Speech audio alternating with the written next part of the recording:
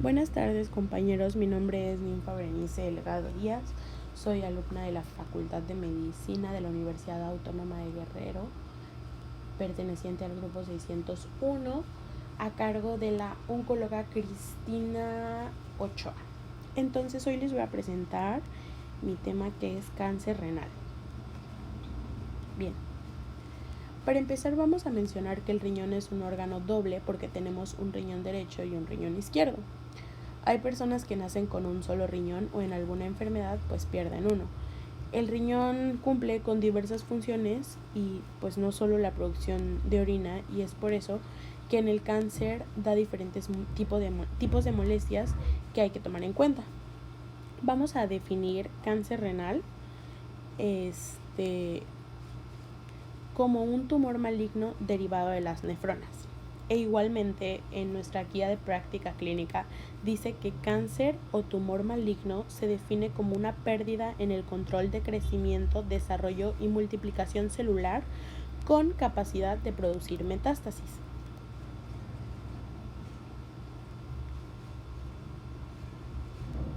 Bien. Dentro de la epidemiología, vamos a tener que, según la Globacon, en México en el 2008 ocupaba el 15º lugar de neoplasias malignas. Hay 3.595 nuevos casos. La mortalidad es de 1.892 casos. El 60% de casos son detectados en pacientes asintomáticos y en etapas tempranas. Esto último es muy importante y hay que recalcarlo. Es bueno para nuestros pacientes. Sin embargo, en vez de ir en decremento, el número de casos continúa aumentando. La mortalidad disminuye un 6.9% de 1990 a 2006 y el promedio de edad es de 65 años.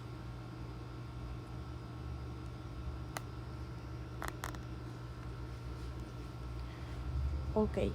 Hay diferentes factores de riesgo y los principales son 4.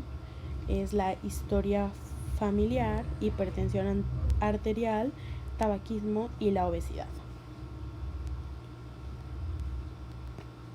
Dentro de estos factores, bien, la historia familiar, nos referimos a familiar de primer grado con antecedentes de cáncer de células renales. Tabaquismo, pues son pacientes que fumen más de 20 cigarros por día, y en obesidad que tengan un índice de un IMC mayor a 30.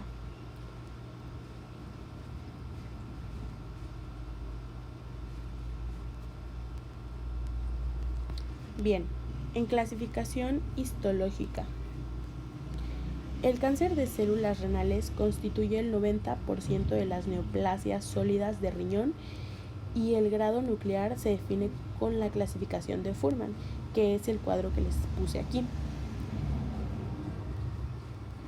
En esta clasificación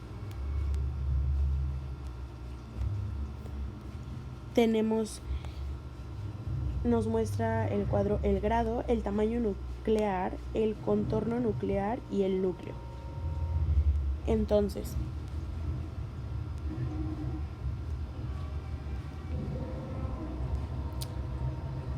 según la OMS, tenemos 3 subtipos histológicos principales de esta neoplasia. El primero es cáncer renal de células claras, que abarca de un 80 a un 90%, el papilar, que es de un 10 a un 15%, y el cromófobo, que es de un 4 a un 5%.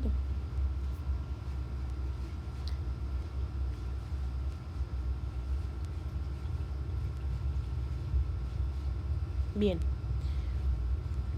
en el cuadro clínico hay 3 tipos de molestias que se pueden presentar en cáncer de riñón. En primer lugar, las manifestaciones por el crecimiento local.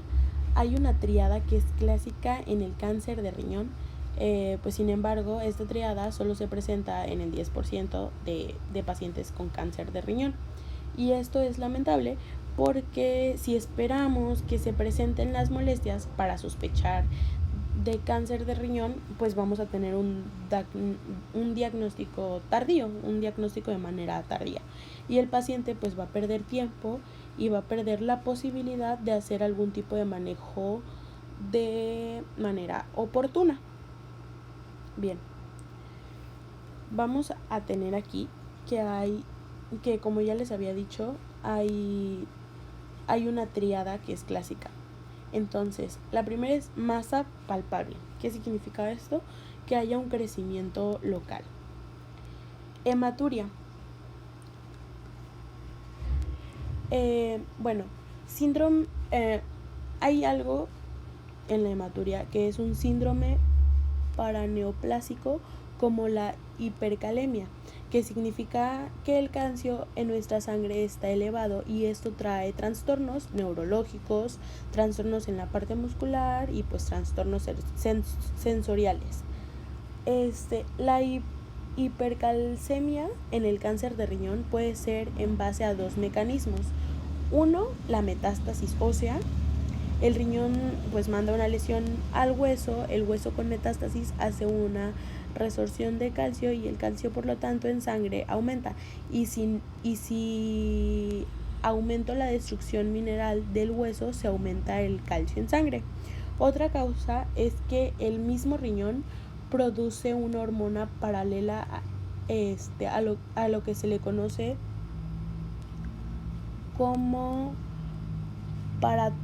paratormona. Es una hormona que se libera en la sangre para aumentar la absorción del hueso y esto aumenta el calcio en sangre.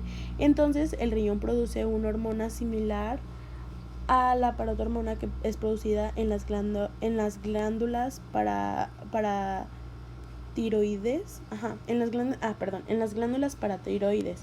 Esto se presenta en un 15% de los pacientes con cáncer de riñón.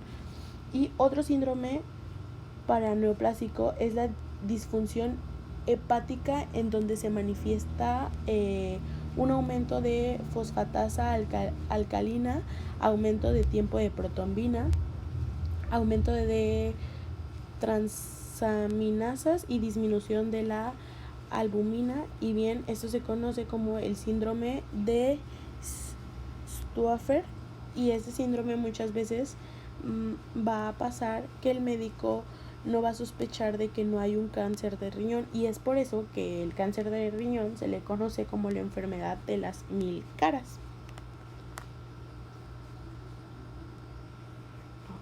Bien, debido a que la mayor parte de los casos de cáncer renal se diagnostican incidentalmente, la información de la historia clínica y exploración física puede ser muy limitada, pero pues a pesar de esto hay datos clínicos que son muy relevantes en el diagnóstico, como hematuria, antecedentes heredofamiliares de cáncer de células renales y el uso de tabaco.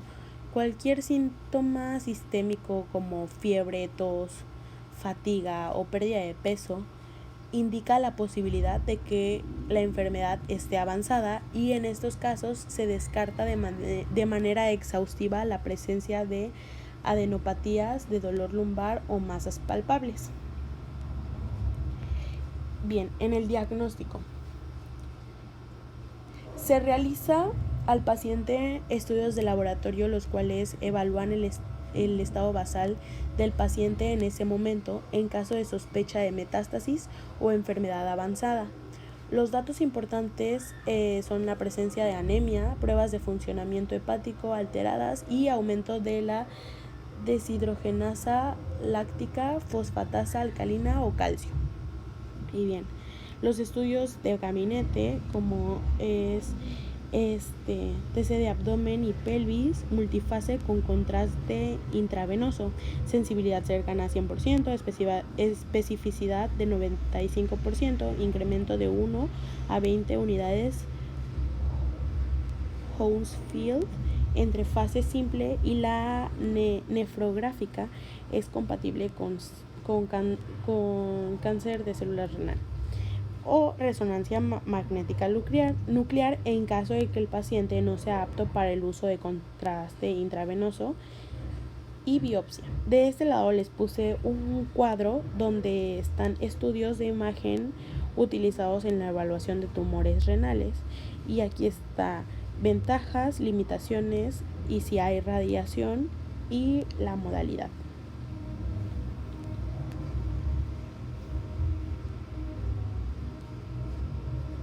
Bien, aquí también les puse un cuadro que es la clasificación TNM para la etapificación del carcinoma de células renales, que pues, sus siglas es tumor primario, T de tumor primario, N de ganglios linfáticos regionales y M de metástasis. Bien.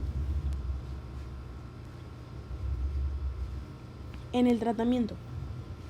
El tratamiento de elección, pues básicamente es la cirugía. Esa es la primera opción.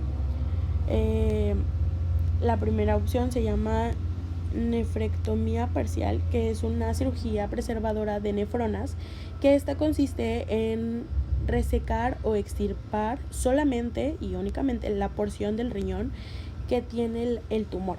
En caso de que esta no esté indicada, se puede realizar una nefrectomía radical, que es la extirpación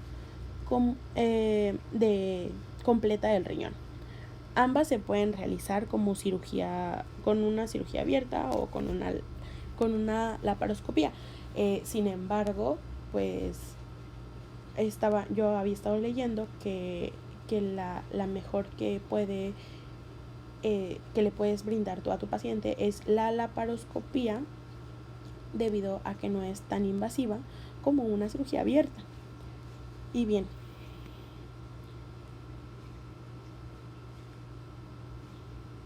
en el pronóstico, factores que modifican la supervivencia. Bien, tenemos factores anatómicos, histológicos y clínicos. Factores que modifican la supervivencia. Los anatómicos se evalúan en el sistema TNM, el que ya les había mencionado, y los histológicos, su grado nuclear, subtipo histológico, diferenciación sarcomatoide, invasión infovascular, necrosis, invasión de sistema colectores, clínicos y moleculares.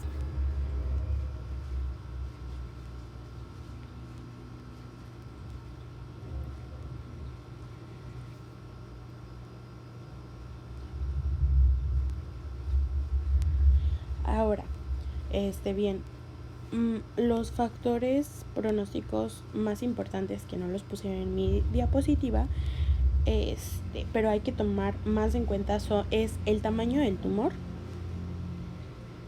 el grado nuclear, la presencia de trombocitosis, invasión ganglionar y la metástasis.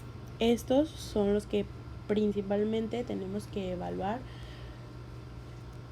Y la supervivencia, que tampoco puse, de 5 a 10 años en este tipo de cánceres.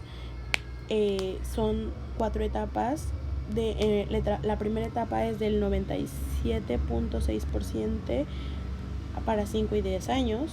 En la etapa 2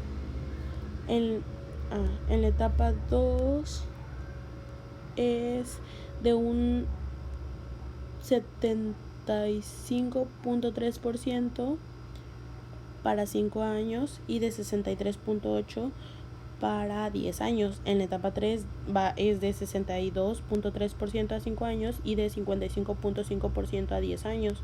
Y en la etapa 4 de 16.5% para 5 años y 11% para 10 años.